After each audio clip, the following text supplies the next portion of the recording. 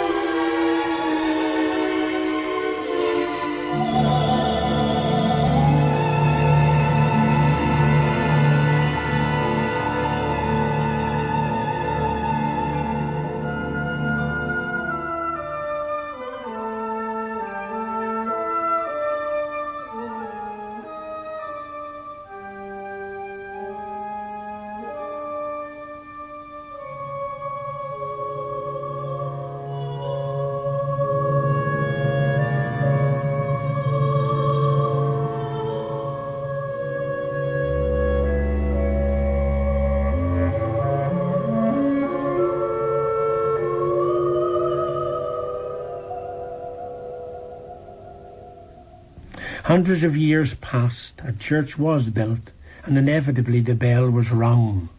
The curse was broken, and the swans became human again, beautiful princes, but at once they grew old and died. On the 1st of March 1939, Harty's work was given its first performance at the Queen's Hall by the BBC Symphony Orchestra with Isobel Bailey as the soloist, a person he had championed from 1921. Alas, Harty's health did not recover. The bombing of London, which severely damaged his house, did not help it. He died at Hove in Sussex, to where he had moved on the 19th of February 1941, at 61 years of age, from septic pneumonia. He had conducted his last concert in December 1940, given by the BBC Symphony Orchestra at Tunbridge Wells. His body was cremated but after the Second World War, his ashes were returned to Hillsborough and buried near the west door of the parish church. Today the spot is marked by a bird bath of Limerick limestone by Rosamond Prager. There is also a plaque on the house at 33 Brunswick Square, Hove, in which he died, and one on the house at Ballynahinch Street, Hillsborough, where he lived as a boy. After his death, his personal secretary of many years, Miss Olive Baguley, who had nursed him devotedly through his long illness, felt that his music library should be presented to Queen's University in Belfast. This was done, and in 1951 the royalties from his music were used to create a Hamilton Harty Chair of Music there too. The Harty Room at Queen's is a familiar place today for music lovers. In 1952, a travelling scholarship bearing his name was established, which is still in existence today, whilst for many years there was at Queen's an annual Hamilton Harty Memorial Concert. So our storied Walter draws to a close. The man who many of his intimate friends knew simply as Hey Harty, instead of the more formal Sir Hamilton, was indeed charming. That his music is not as well known worldwide as the classical masters does not matter to the many thousands of his admirers here and in Great Britain, who continue to enjoy his works profoundly. For my own part, I hold his works dear, especially his Irish Symphony. In it, he brings about a unique fusion of native Irish and Orange airs, which reflected his own personality in many ways. He felt himself Irish, yet British too. He will be remembered as one of the province's greatest sons.